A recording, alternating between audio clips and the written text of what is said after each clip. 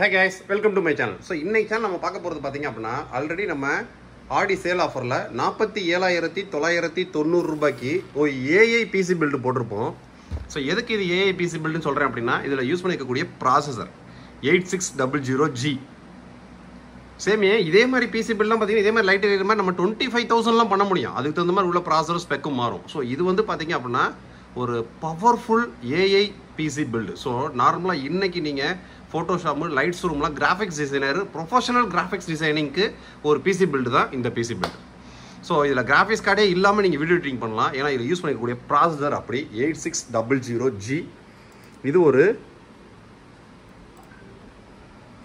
inbuilt AMD RDNA 2 architect graphics ஓட வரக்கூடியது. இதோட graphics performance வேற மாதிரி இருக்கும்.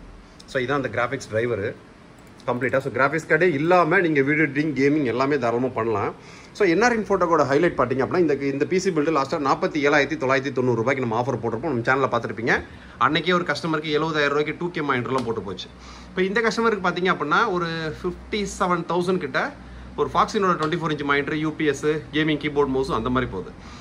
ஸோ இதே கஸ்டமருக்கு பார்த்தீங்க அப்படின்னா எனக்கு ஏஐ இப்போ 8600Gக்கு பதிலாக 8500G போடுங்க. 8500Gயும் 8600Gயுமே சேம் ஸ்பீடு சேம் பெர்ஃபார்மன்ஸ் தான். என்ன ப்ராசஸரில் இன்டிகிரேட்டடாக ஹார்ட்வேரில் ஏஐ எனேபிள்டோட வரக்கூடியது தான் 8600G.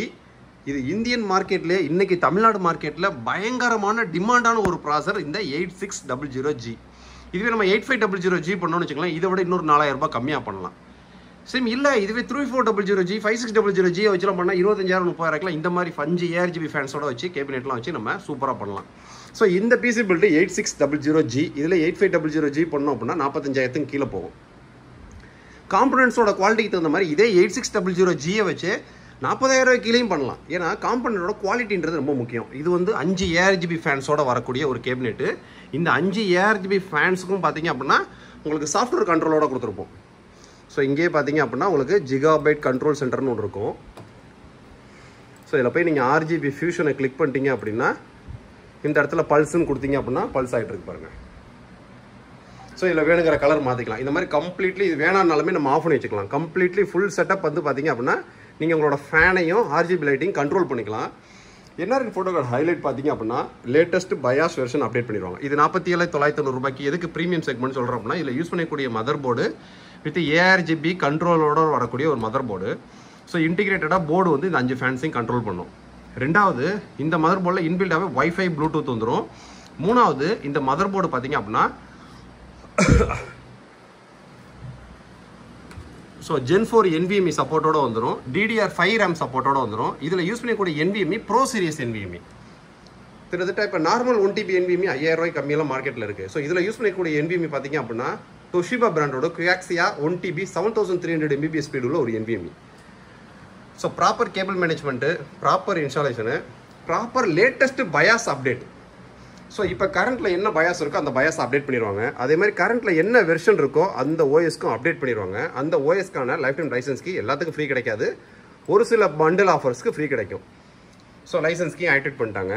ஸோ இதில் யூஸ் பண்ணக்கூடிய ப்ராசரோட வெர்ஷன் MS ஆஃபீஸோட வெர்ஷன் பார்த்தீங்க அப்படின்னா இது விண்டோஸோட வெர்ஷன் 24H2. இதில் MS ஆஃபீஸ்லாம் ஃப்ரீ கேட்கல கஸ்டமர். ஃப்ரீலாம் கேட்டாங்கன்னா தனியாக அது பர்ச்சேஸ் பண்ணிக்கிற மாதிரி வரும். ஸோ இதில் யூஸ் பண்ணிக்கூடிய ப்ராசஸர் பார்த்தீங்க அப்படின்னா Ryzen 5 8600G with Radeon 760M கிராஃபிக்ஸோட வரக்கூடியது. 1TBக்கான NVMe போட்டிருக்கோம். கிராஃபிக்ஸ்க்கு 512GB RAM எடுத்துக்குதா VRAM. இது போக கிராஃபிக்ஸே பார்த்தீங்க அப்படின்னா திட்ட ஒரு 8 கோர் 10 கோர் CPU யூனிட்னு ஒன்று தனியாக இருக்கும். இந்த இன்டெல்ல பெர்ஃபார்மன்ஸ் கோர் வர மாதிரி இதில் கிராஃபிக்ஸ்க்கு தனி கோர்ஸ் இருக்கும் இந்த 8600Gயில். அதனால தான் இந்த ப்ராசரோட பவர்ஃபுல் அந்தளவுக்கு மார்க்கெட்டில் டிமாண்டும் அதிகம். ஸோ இந்த மாதிரி உங்களோட பட்ஜெட்டும் ரெக்யர்மெண்ட்டுக்கும் தகுந்த மாதிரி நம்ம ப்ராப்பரான பிசி பில் ரெடி பண்ணி கஸ்டமருக்கு அனுப்பிச்சிக்கிட்டு இருக்கோம். ஸோ நம்மள்ட்ட பிசி பில்லில் CPU மட்டும் கிடையாது, அந்த CPU ப்ராப்பர் கேபிள் மேனேஜ்மெண்ட்டு, ரெண்டாவது அந்த CPUக்கு தேவையான மானிட்டர், கீபோர்டு, மவுஸு, UPS, அந்த பிசிக்கு தேவையான விண்டோஸு, MS ஆஃபீஸ் லைசன்ஸ் கீயோட சாஃப்ட்வேர்ஸு, இது போக நீங்கள் ப்ரீமியர் ப்ரோ, லூமியான் சாஃப்ட்வேர்ஸ்லாம் வேணும் அப்படின்னாலுமே அதுக்கு இன்ஸ்டாலேஷனும் பண்ணி கொடுப்பாங்க. அதுக்கான சார்ஜஸ்லாம் அடிஷ்னலாக ஆட் ஆகும்.